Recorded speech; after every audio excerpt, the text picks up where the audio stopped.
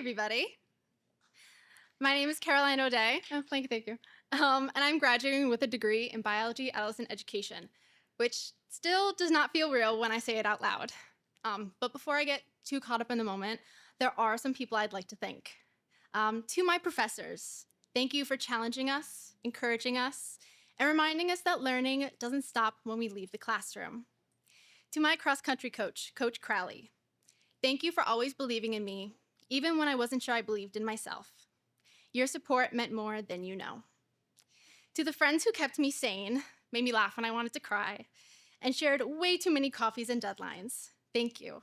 College wouldn't have been the same without you. Now, most importantly, to my mom. My mom is the strongest, smartest, and coolest person you will ever meet. Don't look at me like that. She's been my rock my entire life and is the reason I know how to be brave, work hard, and shape my own future. Thank you for always being my biggest supporter, the greatest mom I could ever ask for, and my best friend in the entire world. I am who I am because of you.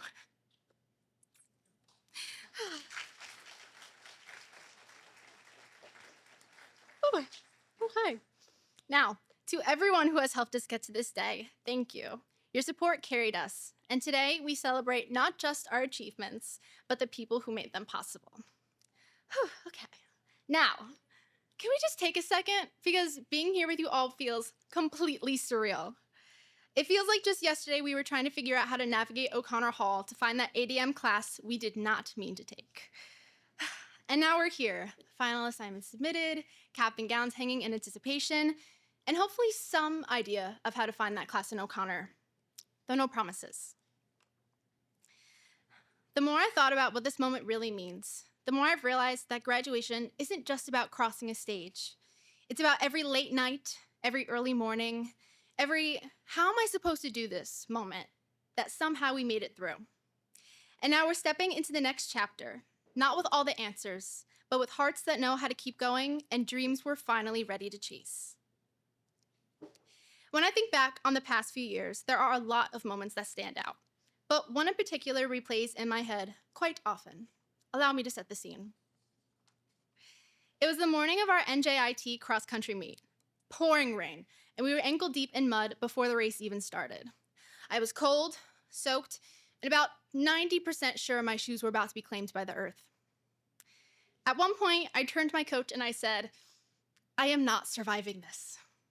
And without missing a beat, he just looked at me and said, you're being dramatic. For anyone that knows me and knows Coach Crowley, you would know that this interaction was a common occurrence. But as usual, Coach Crowley was completely right, because I ran and survived. We all did. And in a weird way, that messy, exhausting race felt like a mini version of college. Unpredictable, uncomfortable at times, but incredibly rewarding. And now we've crossed the finish line, stronger for it, and ready for whatever the next course throws at us. That moment, and honestly hundreds like it, remind me that growth doesn't always look graceful. Sometimes it looks like running an impossible course. Other times it looks like crying over your 30-page lab report that of course you left to write until the day before it was due. But through those chaotic, messy, meaningful moments, we found our strength. We learned how to adapt, how to support each other, how to keep going. We learned how to become more ourselves. St. Joe's wasn't just a place where we learned course material. It was where we built character, where we learned the kind of kindness that comes from lifting someone else up, where we discovered how powerful determination can be, even on our worst days, where community carried us when we couldn't quite carry ourselves, and where we began to believe, not just in some distant future, but in ourselves. And that brings me to the most important lesson I've learned during my college career. If you lead with your heart and hold tight to your dreams, whatever path you take will always be the right one. Leading with your heart means showing up as the real you, even when the world is loud with opinions. For those who don't know, or now you do know, I transferred to St. Joe's my sophomore year. Before this, I had attended a different university where I felt lost and unsure. I had dreams of becoming a biology teacher, but after my first year, I doubted I was cut out for college.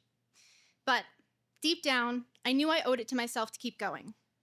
Choosing to transfer was not easy.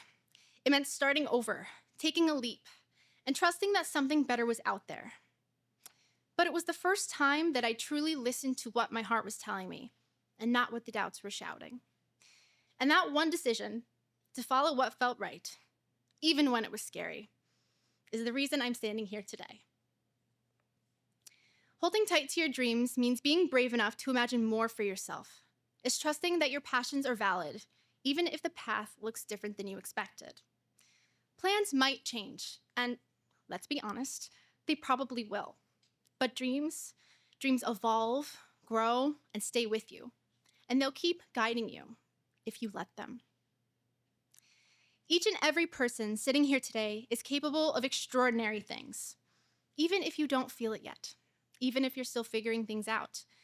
Whether you're heading to grad school, into a career, taking time to breathe, to travel, create, or explore, your path is yours. And if you follow your heart and hold on to what inspires you, it will be the right one.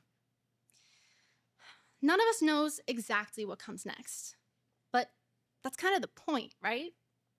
Life isn't a straight line. It's a wild, winding story we're writing as we go. And we don't need a perfect plan to begin. We need purpose, we need courage, and we need heart.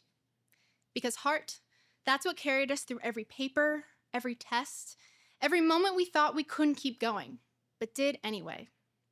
So, here's to us, to the dreamers, the doers, the quiet thinkers, and the loud laughers, to the ones who took detours, and the ones who are still figuring out where they're going.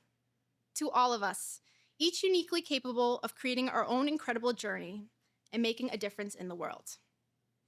Now, finally, to the class of 2025, congratulations! I am so proud of all we've accomplished, and I can't wait to see all of the beautiful futures you create for yourselves. And remember, wherever you go from here, go with heart. The rest will follow. Thank you.